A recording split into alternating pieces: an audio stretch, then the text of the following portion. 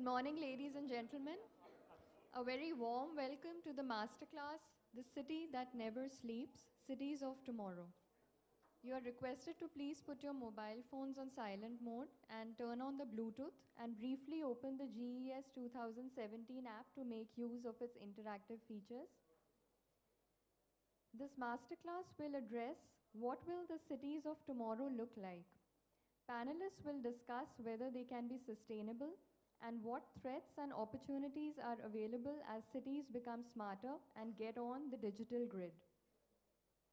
We welcome our moderator for the session, Ms. Anjana Menon, founder and CEO, Content Pixies. We welcome our panelists, Mr. Amitabh Kant, Chief Executive Officer, Niti Aayog, the National Institution for Transforming India, Mr. Amory Lovins, co-founder and chief scientist, Rocky Mountain Institute, Ms. Priyanka Bakaya, founder and CEO, Renewlogy.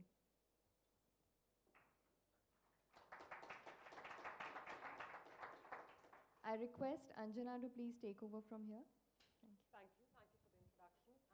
Good morning and welcome to the session today.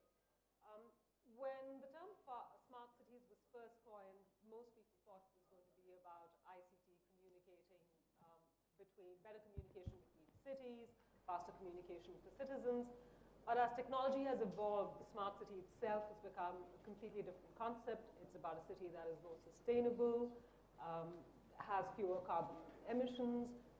It's a city that's planned for citizens rather than a city that is planned by the municipality. And also increasingly a city that is more affordable to live in. So I'm going to try and moderate the session, keeping all of those things in mind, talking about sustainability, recycling, how do you look at energy, the use of energy, how can you build smarter cities, better homes, what are the challenges in a developing country versus a developed country.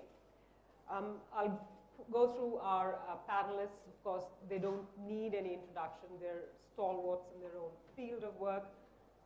Amory Lovins is co-founder and chief scientist of Rocky Mountain Institute. It's the premier think tank on energy. He was talking about alternative energy before most of us in the room knew the term. But we're think and do tank. The important word is and. And he's an advisor to more than 65 governments. He's written more books and papers than I can possibly count. And we're delighted to have him here. Amitabh Kant, he's the CEO of Niti Aayog. I remember from my days, my first introduction to him many years ago, and the first conversation point was smart cities. Before anyone, I think, in the country remotely knew what a smart city was, or before the idea was even populated. He's helped galvanize about 100 cities in India to bid and become smart cities or smarter cities. Priyanka Bakaya, lady entrepreneur, so full marks from my side, given this is a conference on women entrepreneurs. 40 under 40 influencer. She's on the Fortune list. She's founded PK Energy, which converts plastic waste into usable fuel. And her remarkable work has won many awards, including MIT's Clean Energy Prize. So thank you, everyone, for joining me. Amory, I'm going to start with you. What is the term? What do you mean when you say smart city? And I'm talking about the city of the future. For you, what is a smart city? It's designed around the customers, namely the citizens. Something we learned in Curitiba, Brazil, from the architect Jaime Lerner when he was mayor. Instead of being siloed in bureaucracies that are organized for their own purposes, it makes things work and delivers the services the customers need in a way that's convenient to them. So, for example, Curitiba has a lot of social services. And if you're a single mother with 3 kids and 2 of them get sick one morning just as you're leaving for work, you ring one number and they handle everything that needs to be handled. And they never try to do just one thing. being smart means designing the way nature does, so that you solve, or better still, avoid a problem in a way that solves or avoids many other problems at the same time. And if you actually want to read how they did this before the age of IT, go to the next to last chapter in our 1999 business book called Natural Capitalism. And I think even today, it holds very important lessons for how to design the way we do things in cities so that we behave with elegant frugality. And there are actually two very good handbooks out now, one by the China Development Bank Capital firm called 12 Green Guidelines. And it goes through 12 different areas of how to design and run cities better. So it's the Green and Smart Urban Development Guidelines for CDBC. And the other one Rocky Mountain Institute just put out is called the Carbon-Free City Handbook. And it's all full of wonderful case studies, all documented, so you can look them up in the original sources and see how these things were done. So it is indeed not just about IT. That IT is a tool, a very valuable one. And perhaps we'll talk later about the initiative that we have the honor to support NITI Aayog in transforming personal mobility in India, which is a complete IT mashup. It's not just about electrification. But that's just one of the 12 major categories that we need to integrate, and not separately, but together. Amitabh, in a country like India, the challenges are very, very different. It's already really densely populated. Cities sort of have evolved as the population has evolved. What are the challenges specifically in developing smart cities in densely populated countries like India? Anjana, cities occupy 3% of the Earth landmass, but globally, 80% of the GDP comes from cities. But they also account for about 78% of the CO2 emissions. I think the challenge for countries like India is not to follow the Western model of urbanization. Land, gas, and water were cheaply available when America and Europe urbanized. All these were cheaply available. So Americans had the luxury of living in New Jersey, traveling to New York, creating big, big limousines, guzzling gas. They had the luxury of creating a city like Atlanta where 99.7% of the people travel by cars. Nobody walks, nobody cycles. So they created the most polluting cities of the world. They created cities for cars and not for people. The lesson for all of us in emerging countries, and that's, the process of urbanization has ended in America, it's ended in Europe, it's nearing its completion in China. The process of urbanization has just begun in India. Next 5 decades, we'll do more urbanization than what we've done in the last 5,000 years. And the challenge is that we don't repeat the mistakes of the Western world. We must create compact, dense cities on the back of public transportation. Embed your cities not with cars, but with public transportation. Recycle your water, recycle your waste. Don't create the kind of waste which America does. That's the challenge. And I'm very fortunate to be sitting next to Priyanka, who's such a legendary person. So she'll tell you more about what America does to damage the process of living in American cities. But the challenge is, to my mind, smart cities is about people. How do you make better livability? And better livability does not come from sprawling cities. And the challenge is that many of our urban designers, many of our architects have all been trained in American universities. And they've all been trained to do sprawling cities. They've all been trained to make large roads for cars. But the challenge is that livability does not come from sprawling cities. The more sprawling your city, the more higher the CO2 emissions. The better livability comes from compact, dense urbanization. In fact, if I may add examples to reinforce your point, Atlanta has 10 times the carbon emissions of Barcelona, which has the same population, and a lot of that is from transit. In Houston, 14% of all the economic activity pays for moving people about. In Copenhagen, it's 4%. Look at all that extra wealth and what we could do with it. And as Enrique Peñalosa said, the former Mayor of Bogota, which is a pioneer in many of these areas, including bus rapid transit, a truly advanced nation is not one in which all the poor have cars. It's one in which all the rich people ride public transit. But of course, the best form of public transit, as Dave Brower said, is all those who believe in it raise your right foot. That is, designing cities so we both integrate and distribute where people live, shop, work, play, worship, so that you can get around without needing a vehicle at all, because everything you need is within hundreds of meters. So, since our process of urbanization has just begun, if we were to follow the American model of urbanization, we will require 4 planet Earth. But alas, we have only 1 planet Earth.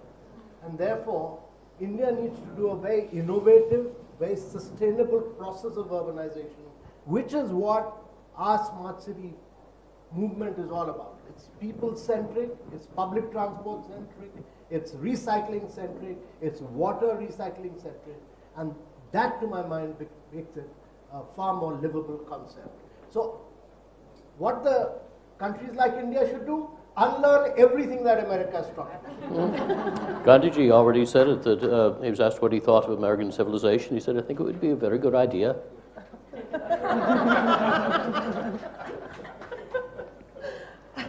Priyanka, your focus is on plastics. And we had this conversation before that one of the things that drives everybody mad is the excessive use of single-use plastic. Do you want to buy an apple, and how many cartons of plastic should it come in? So how do cities cut back on this and get rid of this habit of single-use plastic? Again, hugely, like Amitabh said, massively Western model. If I try to buy an apple here, it's just going to be handed to me in my hand, and I can do what I want to with it. Yes, no, I definitely agree that India has unique opportunities and challenges to learn from what has worked in other places and see what aspects to apply to the Indian context. And I was telling you about this, that when I look at my grandparents' generation, really how they handled their waste is the example of those traditional models is actually what would be better, like the tiffin boxes that you use in India to eat your lunch every day instead of all the plastic waste we generate with polystyrene takeout containers in the US, reusable bags, every single thing. Even when I used to visit India in my childhood, the Coke would come in glass bottles, which you'd take back to the store. There was just no waste. And it's really actually those traditional models that make so much more sense for the planet as a whole. And I think the rest of the world should really learn from India. And I hope that the younger generation here doesn't just sort of blindly accept what's been happening in the West in this trend, and really actually looks back to their roots and sees what has worked historically. The other unique opportunity is that waste management is handled here by waste pickers, which are one of the most marginalized communities in the country. And it's really an opportunity to try to work with the waste pickers and empower them. So far, they do, I've spoken to a lot of these waste pickers in Pune, for instance, and they get exploited at the bottom of that pyramid. They collect the waste, and then there's so many layers of scrap dealers that they have to get through, and there's just no way for them to improve their livelihood. And I think both government and private sector need to think of ways to really find ways to lift up the waste pickers in terms of using them, because they're helping in terms of sustainability. If you look outside in the morning, you can see them sweeping, you can see them collecting the waste. They're providing such a great service to society, and how to encourage them to keep that sustainability while also empowering them and educating them. And being a women's conference, Over 70% of waste pickers are women. In Pune, that number is 90%. So this is, you know, a unique opportunity to empower women at the bottom of the pyramid while also, you know, achieving sustainability goals. But this won't happen unless we really create incentives, you know, both on the policy side and, you know, for the private sector, for companies like me, when I enter India, to see that, okay, you know, there's, you know, incentives for me to work directly with these waste pickers and empower them. So, you know, it's one thing to talk about this at a conference saying women first, but, you know, we also have to think of policy measures to encourage this. And also, I guess, to a great extent, people themselves need to be sensitized to this and realize that it's not it's a service we take for granted. Yes. But stop taking it for granted. Exactly. And look at how we're being helped out. Anne-Marie, the city of the future, everyone talks about the millennial, which is probably everyone there, but not here. So the consumption pattern of all millennials, it's changing really rapidly. When I have a conversation, the keywords are you part of the gig economy? Are you part of the sharing economy? And if you're not, well, I think I'm doing something wrong. So how do you shape a city for this millennial, where the consumption pattern is completely different to probably what all of us have experienced? Well, to follow on Amitabh's earlier point about how do we move around in a city, one of the 12 or so main areas to look at, that will be shared, connected, electric, very IT rich, and it offers options like real-time congestion pricing. So the municipal government could actually dial down pollution and congestion in real time wherever they're occurring without adding infrastructure, because it's all in the software, and the millennials will be writing the software. The ride-hailing database for the shared vehicles where you need a vehicle will be open, flat, and free, so that every rickshaw driver gets to compete with Ola and Uber to get to your screen, and whoever is nearest you will be dispatched. This is a remarkable transformation of the urban landscape. And then we can meanwhile be redesigning the urban landscape around, as Amitabh said, people, not cars, feet, not wheels. So that instead of arterial networks designed for cars, we would have a dense capillary network, some streets for walking and biking, some for one way, some for the other way driving, some for bus rapid transit, and so on. And of course, everything you want near you, as it is in any city that grows organically. But if you use the capillary network, you have much richer social and commercial life and social interactions. It's much more convivial. It's a much more exciting place. And you free up you get rid of 2/3 of the vehicle movement and 1/3 of the concrete. Then you can have parks, you can create more real estate value. And there are some interesting ways also to promote the densification. In Haryana, I understand there's now an experiment running where a building with an energy index, EPI, under 100, which means it's quite efficient, gets a 25% extra floor area ratio. And the developers are starting to stampede to that because they make so much more money that way. Another thing a municipal government could easily do is any super efficient building goes to the head of the queue for any approvals required. That costs the government nothing but time and money to a developer. So I'm not sure I've exactly answered your question, but I think the melding of the sharing economy into services like mobility will be absolutely essential. And of course, if you do the smart battery designs we've been discussing in the India Leaps Ahead report in May, it means if I'm a rickshaw driver, I can get an electric rickshaw, completely quiet, non-polluting, without a battery, cheaper than a fueled rickshaw, but then I can lease the battery by the kilometer cheaper than I was paying for petrol. So I win at both ends. And then I get access to all the drivers through the connectivity of the smart app that helps you get from where you are, and the phone knows where you are, to where you want to be. I have a lot of questions on that for later, of the use of the battery, replacement batteries, and so on. But Amitabh, going back to your point about smart cities and the challenges in India, a lot of the cities that have bid, for example, for smart cities are existing, thriving cities with everything laid out. How do you pick out smart pockets in that? And if you do develop smart pockets, how do you sort of manage what will become the unsmart ghettos, or the risk of the unsmart ghetto within a city? You know, Anjana, the most critical thing in any smart city that we're doing is to involve people.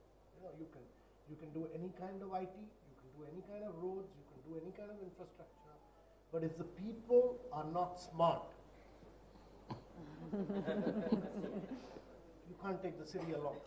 I mean, you can never take the city into the next big leap without smart people. So the whole process of urbanization has to be people-centric. That's number one. And it has to start, and one of the great things India did was to undertake this process of the challenge route. It challenged the cities to select themselves. And I'm very delighted that actually the first city to get selected was Bhubaneswar, and not Varanasi, which is the Prime Minister's constituency. That never got selected till the 4th round.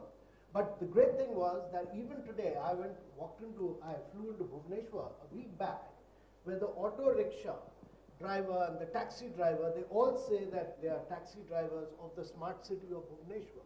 So the people have a sense of ownership, and without that ownership, it will never happen. And number two, to my mind, the very critical factor of any process of urbanization is the process of monetization of land value. You know, when you embed your city with public transportation, and public transportation has huge costs. So you are trying to first embed your city with public transportation and the infrastructure and layers of smart city infrastructure, fiber network below. When you do that, values of land rise. You know, and when values of land rise in cities like India, you know, on one side you have an example of Gurgaon, where the real estate builders ate up the value of monetization. And on the other side you have Noida, where political parties ate up the process of monetization. So it's very important that the values, when you monetize land value, when you create infrastructure, land values will rise, capture those land values, put them back into the city for better water management, for better garbage management, for better sewage management. That is the challenge for India, and that requires you to create a special purpose vehicle, which Indian cities have done, to that special purpose. So make it, that special purpose vehicle must be able to capture the upsides and put it back into the city.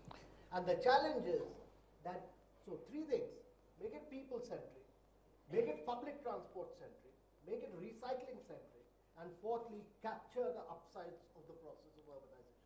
That is the crux, to my mind, in most developing countries. One of the ways Curitiba drove those same objectives was to allow a bigger floor area ratio, that is basically taller buildings, nearest the transit corridors, just as, say, Copenhagen did later, very successfully. And they also made the land transaction database open and transparent on the web now. So that drove out a lot of the speculation and focused on creating real value. And it also helped drive out corruption.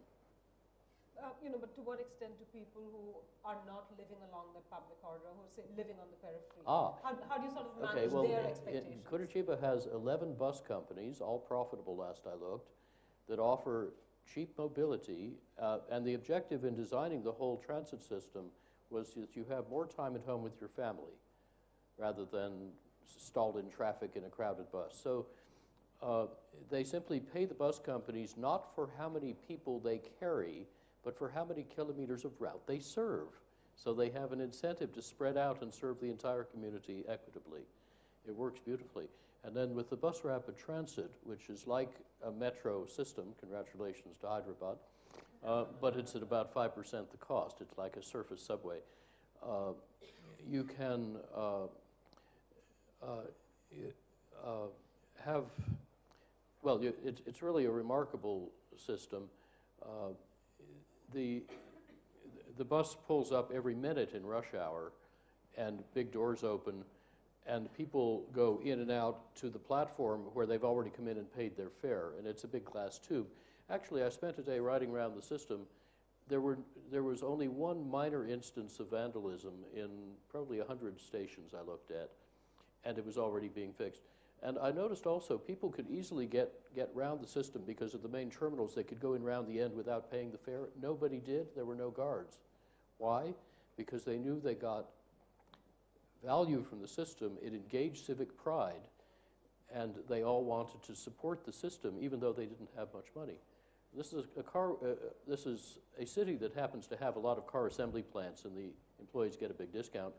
So it has the highest car ownership in the country except Brasilia, but the lowest car drivership because it's faster, cheaper, safer, more convenient not to drive. And I guess it also goes back to Amitabh's point of sense of ownership. If the people in the city have a sense of ownership, then things start falling in place. Priyanka, waste is a huge, huge problem, whether it's plastic, whether it's people using too much water, clothing. It's the whole overconsumption that I think Amitabh started with, the idea of us buying and using too many of the resources, way in excess of what we need. How do you get a city to be zero waste? Is that challenge different in a developing country and different in a developed country? I mean, it is, but how do you address it both ends? Yeah, I think more and more we're seeing cities around the world setting zero waste goals, aiming to be zero waste by a certain year. But I think, the challenge they all face is, how to actually make that a reality. It requires both policy and innovation. And with the policy, it has to apply to all levels of the supply chain. So, the manufacturers of the products currently people who produce plastics, for instance, there's really no incentives for them to create products that are more easily recyclable versus, products that aren't, recyclable at all. And, we're more and more moving towards plastics that have multi-layers, which makes it even more difficult to recycle them. And so there's not any accountability there, and that's something that needs to happen on the policy side. Secondly, in terms of just citizens, having them educated and also incentivized to reduce their waste consumption. And some cities have implemented programs. For instance, in San Francisco, if you skip 2 waste collections a month, you get 20% off your bill. So innovative approaches like that, where residents are actually incentivized in some way to reduce less waste, because right now it's just, most places, it's just sort of like a nice thing to do. There's nothing really driving citizens to think about that. And obviously citizens want these smart, beautiful cities, but long term that's the goal. But on a day-to-day basis, they just want a convenient life. So there needs to be incentives there to sort of get them moving towards those long-term goals. And the third end is the waste companies, and in the developed world, there's a disincentive which happens because often governments or private companies own landfills, and they're actually incentivized to keep landfilling the waste instead of recycling it, which creates this huge disincentive. So they're really at all, the waste system is very broken, just sort of globally in general. And that's because there just doesn't exist the right incentives at each part of the value chain. So it's not enough to think about we've implemented a recycling program and that's going to achieve our zero waste goals. You really need to think about incentives at each end of the value chain. And then, working with innovation and new technologies. And, there's some really, brilliant technologies that have been developed in this space. I want to highlight, since we have another female entrepreneur in the room today, Banka Bayalu, which is a local, do you want to stand up? Which is a local company here based in Hyderabad. And what they do is create a solution to human waste.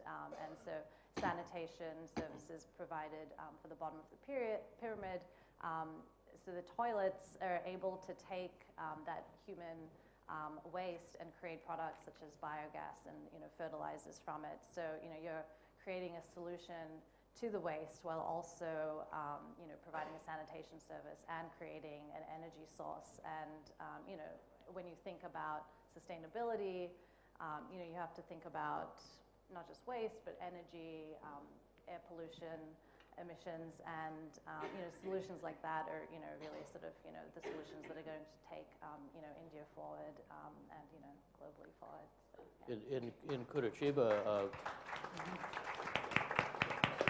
in Curitiba, factories are not allowed to dispose of waste except on their own land.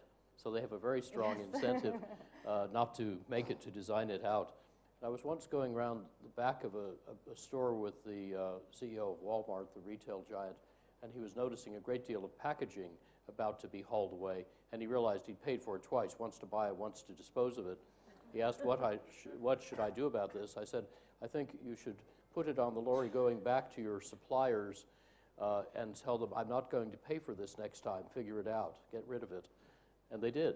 It was quite remarkable. An experiment you might try here in the schools is to ask the students for a week to carry around in a transparent plastic bag everything they throw away that week. That's a very quick education. And if you want to know how far this can be pushed, I once had a chap in a seminar who had not taken out the rubbish from his house for 2 years because he didn't need to. He'd got it down to about 4 grams a month. It was basically hearing aid batteries, just by buying very thoughtfully. Amitabh, you talked about infrastructure, building the cities around. How do you, in a country like India, it's a huge behemoth task. So to what extent do you get the private sector involved, and is the formula really private-public partnership, or should it just be left to governments? No, actually there are a lot of lessons available. If you look around, there are a huge number of lessons from within India and from outside. I mean, and many of these lessons don't come from the western part of the world. They come all from the eastern part of the world. I mean, great example of how to do a smart city comes from a small city called Kitakyushu, Japan, where the women of Kitakyushu, and that drove the industrialization of Japan. In 70s, the Tokai Bay on which it is based became absolutely, it was blue, pure blue. It became absolutely yellow. And the women of Kitakyushu rose in revolt against the huge amount of pollution. And they ensured that the Ministry of Trade and Industry, METI, which was a very powerful ministry actually, made it a completely recycling city. So if you go to Kitakyushu, everything is recycled, from mobile to transportation. Everything is recycled. You look at Yokohama, where a young women mayor reduced the waste of that city by 39.7%. 39.7% by creating a huge mass movement of segregation at household. Or Curitiba, where you are enabling buses to, everyone has access to a bus with rapid bus transport system within 1 minute of walking. Or look at Singapore, great model of recycling of water, or great model of recycling of water. So huge examples. Or look at Ahmedabad on bus rapid transport system. So there are huge examples of good urbanization available around. Look at all parts of the world. Don't look at America. This reinforces the point that brains are evenly distributed. This reinforces the point that brains are evenly distributed, one per person. So most of them are in the east and the south. Half of them are in the heads of women. Most of them are in the heads of poor people, hence the Jagar tradition. And we all need to learn from each other. There are examples all over the place. One that came to mind when you were talking about the pollution in Japan was that the world's first environment minister, who was in Australia, solved the problem of industries dumping pollution in the rivers by requiring them to put their water intake downstream of their outfall. Very simple cybernetics. Yeah, and there are a lot of cities that recycle their water 21 times, and London, I think, drinking water has gone through 21 rounds before it gets to everyone. Priyanka, the problem of plastics everywhere in in oceans, you have animals eating plastic, falling sick. There's plastic in tap water. So it's just everywhere. Probably we're breathing some form of it right now. Yes. How should there be? Is it time for a universal protocol on cutting down on plastics? Just bringing this down drastically, or so that we can all live. Yeah, no, I mean, I really think it's gotten to the point where it's going to start impacting human health. So it's estimated that by 2050, there'll be more plastic waste than fish in our oceans. And, given, where fish are in our food chain, that, that does ultimately enter our bodies. And, we still don't know what the health impacts of this are long-term. And we're really sort of spiraling out of control. We create 300 million tons of plastic each year, and globally only 10% of plastic gets recycled. And Indian recycling rates are much, much higher than the US. In the US, it's only 9%, and it's the US which is really driving down that recycling rate. But globally, this is a huge issue. And the challenge with plastics is plastics come from fuel to begin with, and so they're made out of a hydrocarbon, and then we create so many different types of plastic, and in order to recycle it, we need a pure stream. But of course, once we're done using our plastics, it all ends up very mixed, so it becomes challenging to recycle it. And what we've developed at Renewalogy is only one part of the solution, which is being able to chemically recycle mixed plastic waste streams. So innovation is part of it, but there does need to be an overall approach to saying that this has gone too far, and starting to have bans on the single-use plastics such as the bags, and just so many things that we really don't need when you think about it at the end of the day. Straws and plastic utensils. There's so many things that we can avoid. So there does need to be policy that addresses that, and whether it be bans or just incentivizing residents to if you have to pay for a bag, creating those types of things.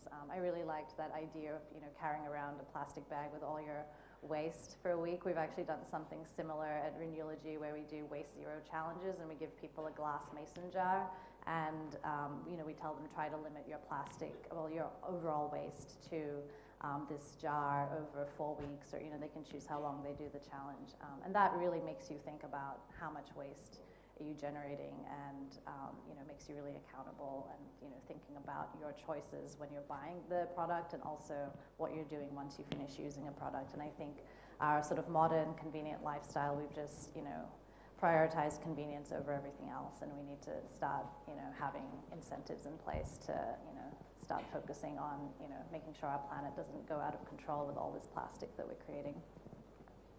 Amory, I know you're a great votary of the electric vehicle, the hypercar. But at what point, how do you make it affordable? Because right now, when people think electric vehicles, they think, Tesla mostly now, but the Prius, and there is a point where it's just not affordable for everyone. A lot of manufacturers themselves haven't shifted in India, because the first question, the first thing they'll say is, I don't know how to make it affordable. So how do you make it affordable, and how do you, I will ask Amitabh on how do you make it popular in a place like India, but for you the question is, how do you make it affordable? Well, first you design the city so you don't need the car.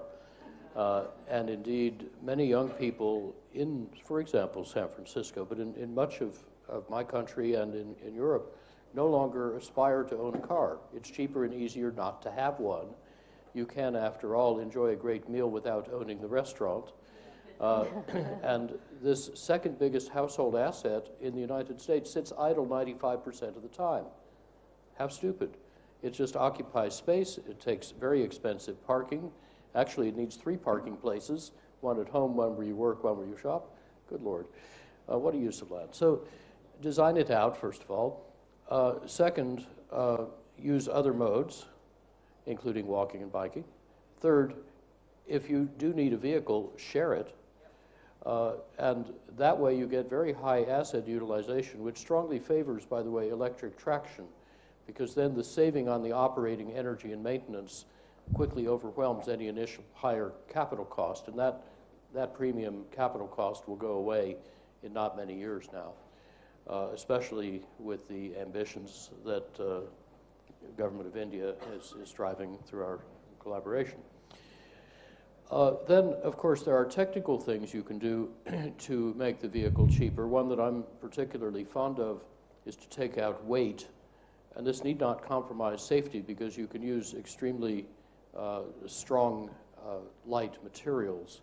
Carbon fiber composites can now ultralight a car. Toyota saved 70% of the weight in one car they did it a decade ago out of carbon fiber, 420 kilos for a Prius-sized car, so it's a third the normal weight, half the normal fuel use. And in India, indeed, 90% of the energy it takes to move an auto is caused by its weight. In the US, about 2/3. So that's the most important thing to do if you want to save fuel and pollution. But also, if you're going electric, you save batteries, which currently are even dearer. So I drive a carbon fiber electric car from BMW. I live in a rural place, very big distances.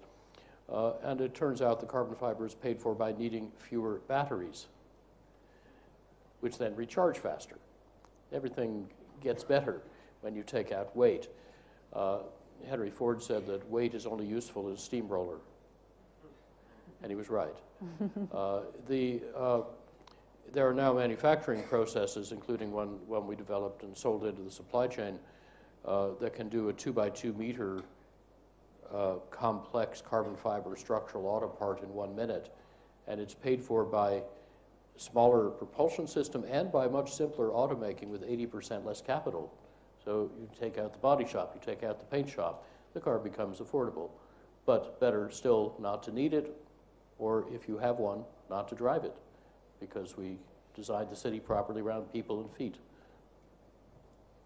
You know, I'm hoping it'll happen in the big cities like Bangalore, where you can't really move because there's so much of vehicular congestion. So, Amitabh, how do you get the average Indian to not buy a car? One of the solutions is fabulous public transport, and we'll see how that pans out in Hyderabad. Hopefully, there'll be fewer cars on the road. But how do you get people who must have a car or want to have a car, keep a car, to keep an electric vehicle instead? And you know, the attendant problems of charging vehicles, and which is a completely, totally new ecosystem. You know, when I was in school, we used to cycle down. You know, I mean, 20 kilometers I used to cycle down and back. We used to walk around, and simply because all our urban planners got trained in America, they've killed the cities of India. You know, I mean, there's no place for cycling. I mean, look at any of the Indian cities. Urban planners have ensured there's no place for cyclists, there's no place for walking. We have to reverse the entire process. Reverse the entire process. Cities are livable when you can cycle, when you can walk, when you can take public transportation. That's the future. I totally agree with Amri that the future is shared, connected, and electric. The last word on that last bit about electric or hydrogen has not yet been said. And shared and connected, definitely. Despite all this talk of electric, the total number of electric vehicles at present is just 1% of the total number of cars being bought. And that's simply because the cost of electric vehicle is very high compared to an internal combustion car. But we envisage that innovations and entrepreneurs, many entrepreneurs here, will drive the change. And you don't need one Tesla, you need thousands of entrepreneurs like Elon Musk all over to really ensure that, and our perspective is that by 2027, 28, you know, because the cost of battery is the key. 50% of the cost of a car is the battery.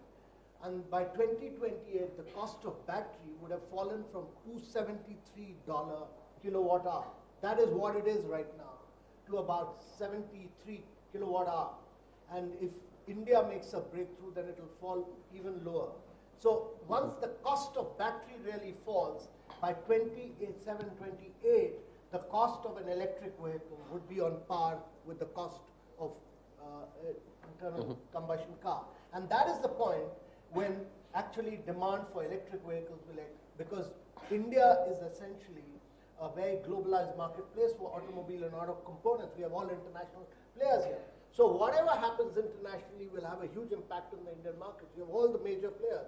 You have Mercedes, BMW, Suzuki, Hyundai, Toyota. And we export 25% of our manufactured automobile and auto component parts abroad. 49% of your industry manufacturing comes from automobile and auto component parts. They create a huge amount of jobs. So whatever India does has to be done to size and scale.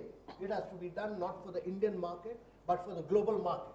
And therefore, the challenge lies in making a huge breakthrough in battery. There's a challenge on the lithium and cobalt side there. Whatever we do, and this is what we are doing in the city of Nagpur, you create interoperable charging stations.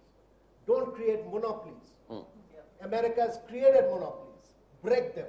Create interoperable charging points. And thirdly, ensure that your manufacturing is battery and transportation led here, but it's not for the domestic market alone, but for the global market. India has a huge, huge opportunity. What are the opportunities for India? The opportunity is that the per capita usage of car in India is very low compared to America and the European cities. Very, very low. So you have a point of transition from low per capita usage to electric. The destruction of internal combustion cars in India will be very low as compared to American cities. If you were to destroy all the cars in America today to move to electric vehicles, they will require New York, Washington, LA, and San Francisco, 4 cities to just destroy all the cars they have created. They've built up so many internal combustion cars that they'll need 4 cities or 5 cities to just destroy these cars.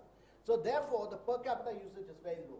Secondly, India's very ambitious strategy of moving towards renewable power to 175 gigawatt. So the challenge is that all your cars must be charged not with coal power, but with renewable power. And as India moves towards a huge drive towards solar power, each one of these electric cars must be charged from solar power at your household level. Every single house must be able to recharge the car at solar level. So India has a huge advantageous position of both because of its weather conditions, of charging from home, making this radical shift towards solar power, and the lowest per capita consumption of power will enable you to make a radical shift towards electric. Not to mention the extraordinary depth of the talent pool here, not just in IT, but throughout the technical sphere. And indeed, the sort of battery breakthrough that we're all hoping for does appear to be very clearly on the horizon. We know what it is. It's actually being licensed for manufacture now.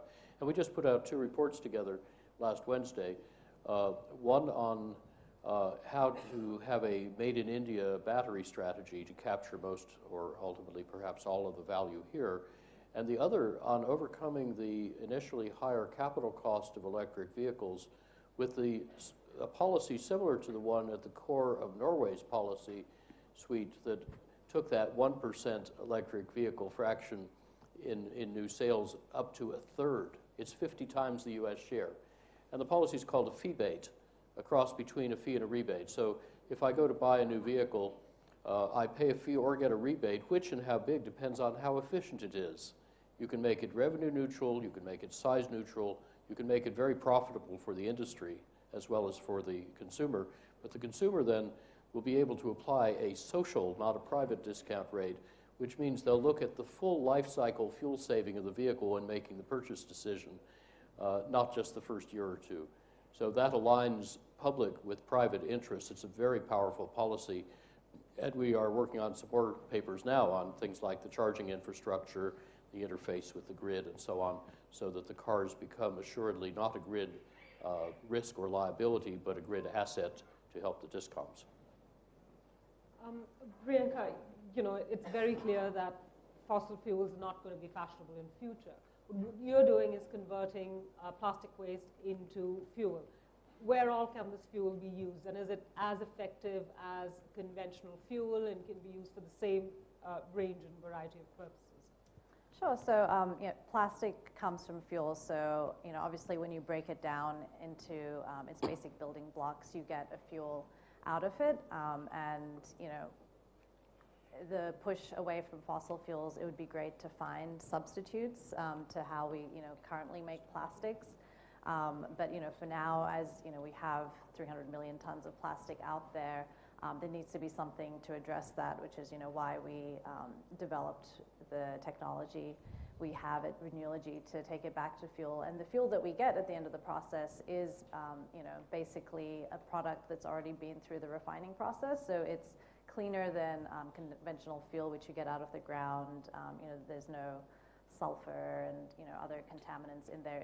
It's a pure fuel, so we get a clean spec diesel fuel at the end of the process, which can then be used to make, it can actually be used to make new products, new plastics, or it can be used as a substitute for fuel which comes out of the ground. So that way you're able to offset the amount of fuel that you're drilling for. So so that's for the plastic issue. Right now, this is a great way of solving it, but, obviously long term, if we can move away from fossil fuels altogether, that's great, but, there's 300 million tons out there, so, at least this allows us to reverse the process and, create a substitute for something that would otherwise be drilled out of the ground. Amory, I do want to talk a little bit about the super efficient home. You have one. So would you like to tell the audience a little bit more about this? Because you've been living in a super efficient home for the longest time. A third of a century now. Yeah, it's actually a combined house, indoor, farm, and research center where we hatched our institute for its first 18 years. We're now 35. And my commute to work was 10 meters across the tropical jungle where we've harvested now 69 passive solar banana crops and a lot of other tropical fruits. Very good mangoes and papayas, for example. Now, it turns out this is all at 2,200 meters elevation, where the temperatures used to go as low as minus 44 Celsius on occasion, and the house has no heating system. It uses 6,000-year-old North Chinese passive solar architecture, plus modern technologies like windows that insulate like 16 sheets of glass, but look like 2 and cost less than 3. We super insulate the house. We use ventilation, heat recovery, and the house is quite tight construction. And therefore, once the solar heat gets in, even on a cloudy day, it's enough to heat the house. It can't get out again because of all the insulation and super windows. Sometimes there's too much, and then we just open the vents to let it out. But this costs slightly less than normal to build because we save more construction cost leaving out the heating system than we paid extra for the efficient technologies that displace the heating system. And it turns out you can do the same thing in your climate because, for example, I was visited early on by an architect from Bangkok who said, well, I've got a hot, wet climate, not a cold, dry one, but seeing what you're doing with integrative design, optimizing the whole building as a system, let me go try that on my own house I'm about to build. So he did.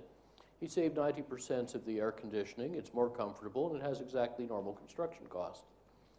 So I think everyone in India probably lives in a climate between his and mine, right? And there are indeed Indian examples of mid and high-rise blocks of flats that keep you 11 or 12 Celsius cooler and keep the inner wall of a convectively vented double wall completely dry and free of mold in the monsoon and give you a lot of extra storage space in between the two walls. Extra construction cost is only 2%. Now add an extremely efficient ceiling fan with some new design features of the last few years. That can keep you 7 degrees cooler in comfort sensation. 7 plus 11 or 12, you're in pretty good comfort with no air conditioning.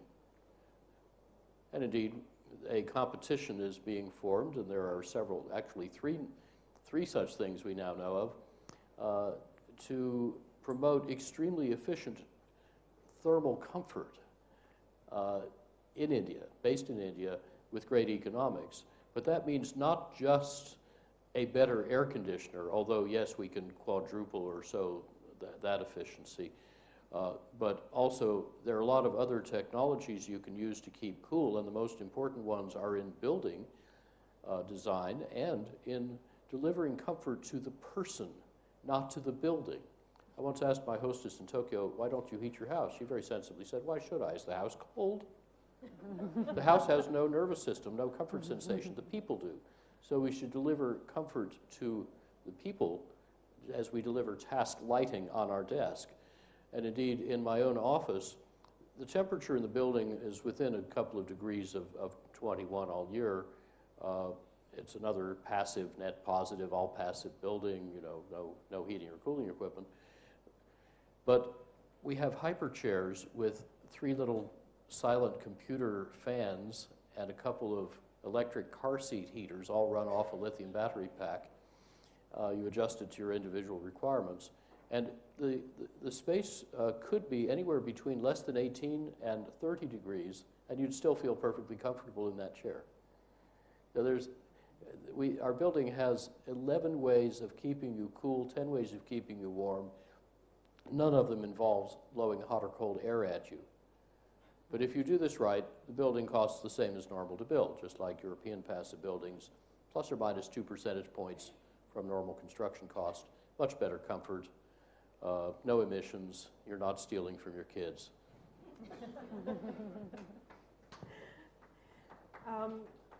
Amitabh, I'm going to swing the last question at you, and after that we'll open it to the audience. You know, you've executed many a project in your lifetime, and in a complex place like India. It's often argued that large projects are likely to be, you know, not be so successful, and we should start small. How do you feel about that? Is that really the formula? Start small and.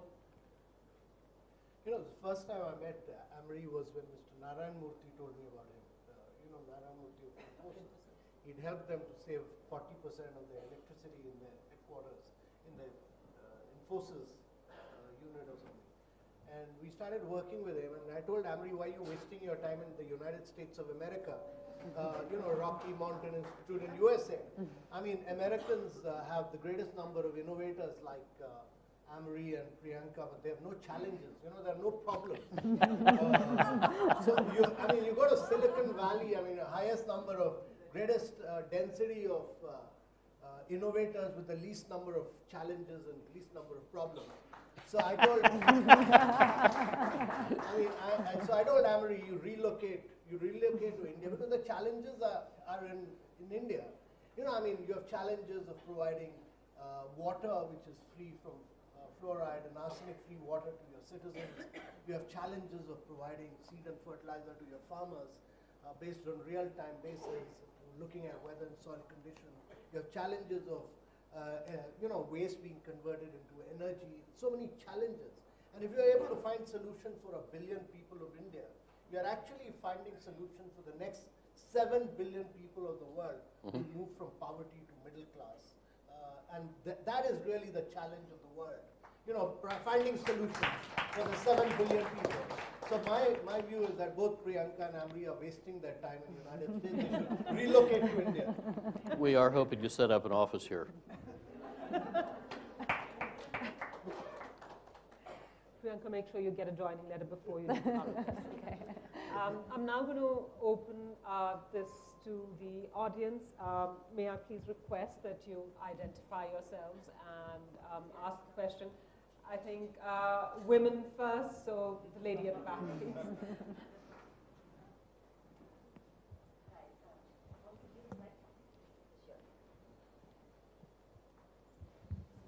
Hi, I'm Asha Jadeja, and I'm actually from United States. Apologies, and we're already sorry for you. But I'm a local venture capitalist from Palo Alto, California, and I'm just beginning to, start investing in Indian startups.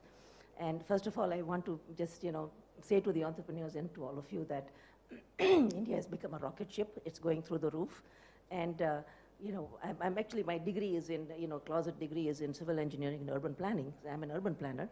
And I've been working pretty closely with somebody called Peter Hirschberg, the guy who does Maker Cities.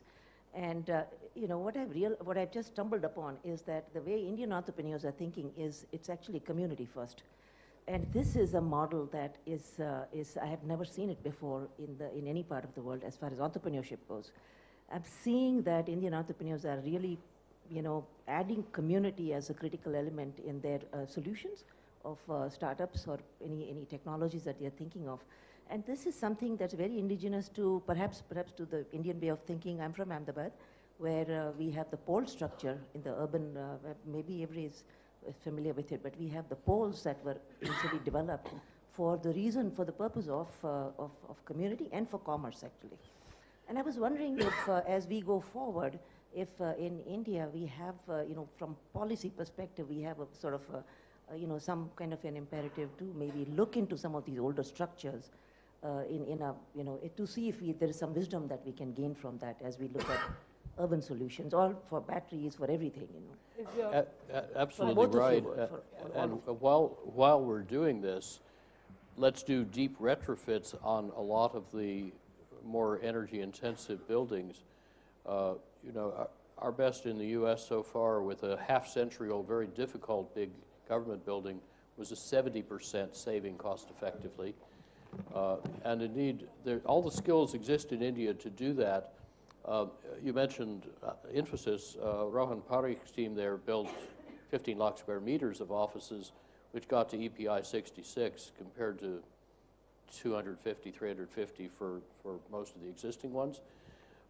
And so they're saving 80% of the energy compared to the new office norm in India, and they cost 10 or 20% less to build, and they're much more pleasant, healthful, and productive to be in. That sort of skill exists here. We need to apply it. And indeed, I don't see why new buildings here shouldn't be net zero energy. That is being required increasingly in a range of climates around the world by progressive state and local governments. And it actually can make the building completely resilient as well. So it runs off the solar power on the roof. You can do this now up to as much as 14 stories high, and it works with or without the grid, so your power is never interrupted. Yes. Absolutely right.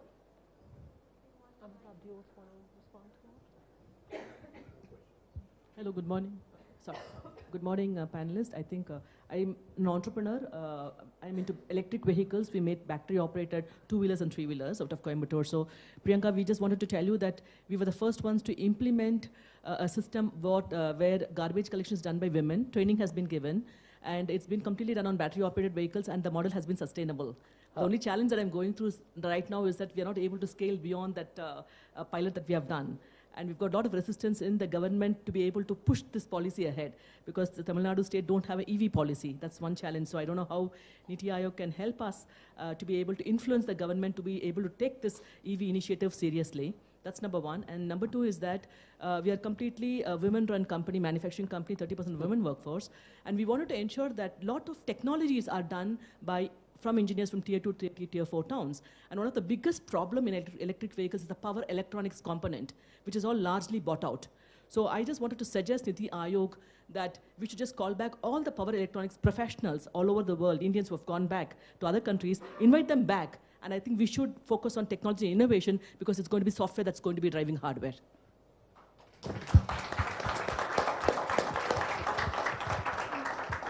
Because I see lots of hands in the audience, may I please request that we keep our questions really short? Gentleman there in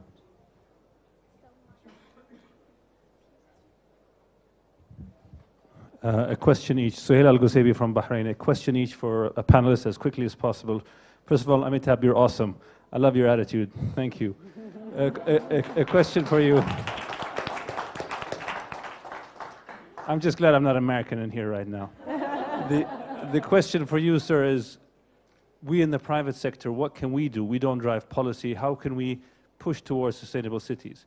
Question for you, Priyanka, is plastic recycling. Is it real or is it fake? Because how many times can you recycle plastic?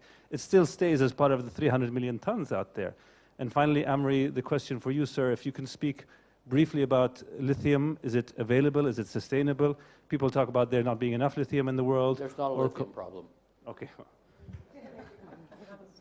Quick answer, thank you. So, firstly, I think this is really the opportunity. I mean, this is the age of innovation. Every single individual that I met here in this whole conference, everybody is working on some solution, some problem which is related to the community. I mean, cities, when I say 80% of the GDP comes from cities, 78% of pollution, CO2 emission comes from cities. We have to find solutions for the cities. And therefore, all the challenges, I mean, all the innovation, all the entrepreneurial spirit has to be focused here in terms of garbage management, in terms of public transportation, in terms of water recycling. And therefore, this opens up a vast number of opportunities for both entrepreneurial energy, a vast number of opportunities for innovation. And I think this is where real entrepreneurial spirit has to come in. And I'm really delighted. You know, every single individual that I met here at this conference, everyone is trying to find a solution for some of India's problems. You know, I mean, all of them are looking to find solutions. I mean, this was not the case 3-4 years back. You know, when we started the Startup India movement 2 years back, all the Indian startups were going to Silicon Valley or they were moving to Singapore. Now I suddenly find Mitra Biotech and all of them moving back. We've been able to create an ecosystem where all these startups are moving from Silicon Valley back to Bangalore and Hyderabad.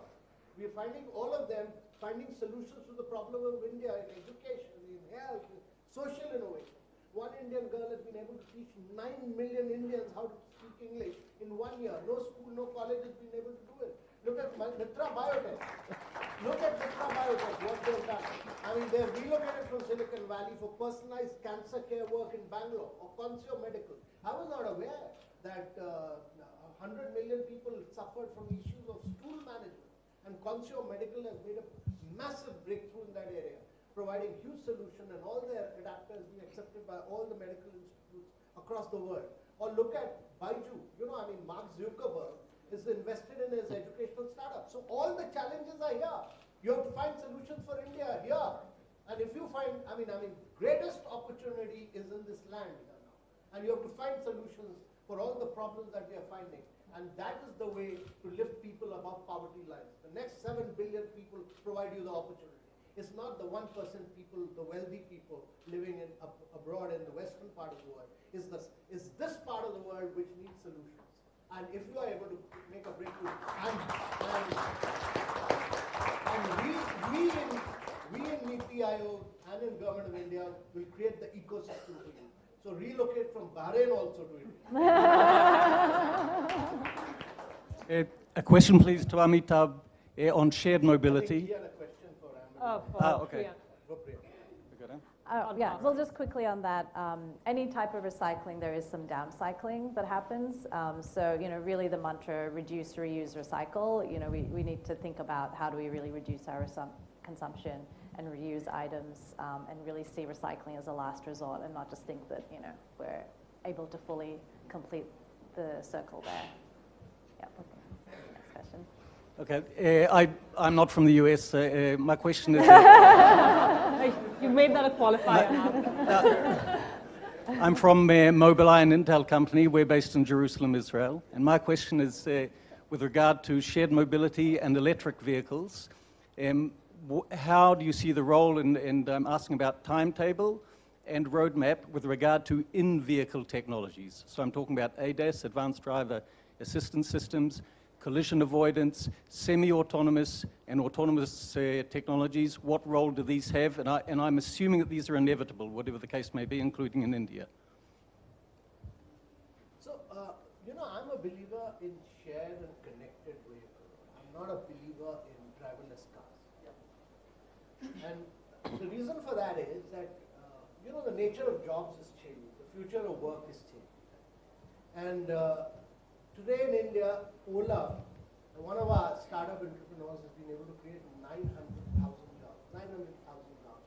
Uber here has created about 450,000 jobs, which are not calculated. These are not drivers, these are car owners. But the future is in shared mobility because only about 4% of the, you know, all the vehicles in India, only 4% of their actual lifespan is being used in India. So all the cars that we own actually should be used for, you know, for sharing and connecting them to each other, which is inevitable. It'll happen. I mean, it is bound to happen. I mean, looking at examples of Oyorus in India, or Airbnb, and Uber, the shared and connected world is on us. and this is inevitable.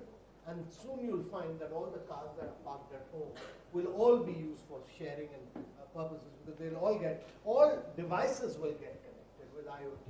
I mean, and they'll all be cloud linked. I mean, we have this great example which is demonstrated here of Chitle Dairy in India, which using Dell's IoT actually was able to scale up its production. It linked up all cows with RFID technology and linked it up to the cloud. And from 6 million production, they raised it to 60 million production, just using technology. And this was all through RFID using Dell technology, IoT. And that's going to be the future. Technology will drive change.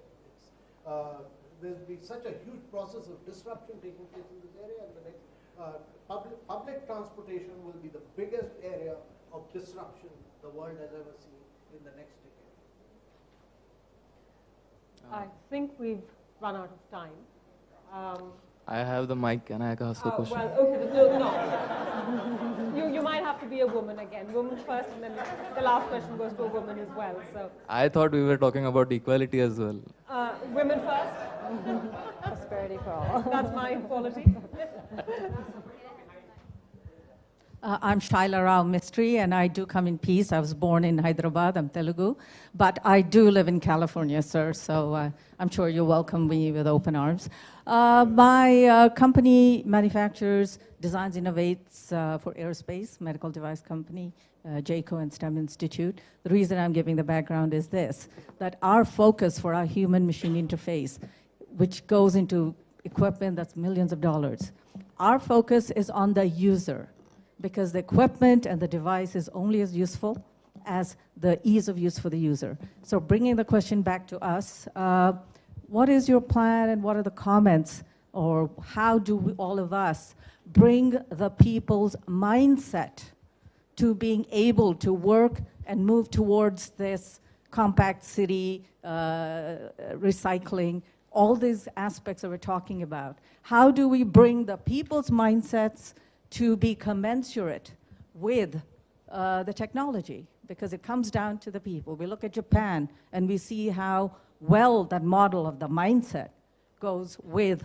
the technology. I mean, the public toilets are so clean. Everybody bows to each other. They're so respectful. Packed trains and everyone's so respectful. So what is our plan? I call it ours because I'm glad to work with you on this. How do we bring all of us, the people who are here, willing to participate in this new world? So, and I'm very impressed by the growth in Hyderabad, coming after 10 years. So. I think people like you must visit. No, it's very important what I'm saying. People like you must go to some of the rural areas, particularly girls' schools, to see how we've changed.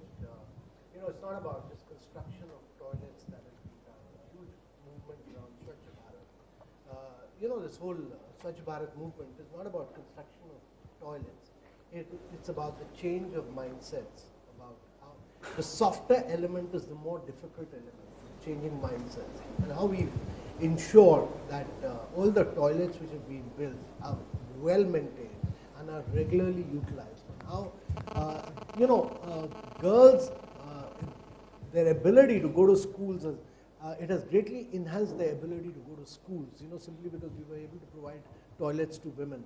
A huge movement in terms of, shifting away from, the nature of cooking at home across Indian households has, for women, has changed because we've provided gas-based solutions for all of them at home. This has been one of the biggest movements, or the movement towards ensuring that we are able to provide electricity to every single village and every single household.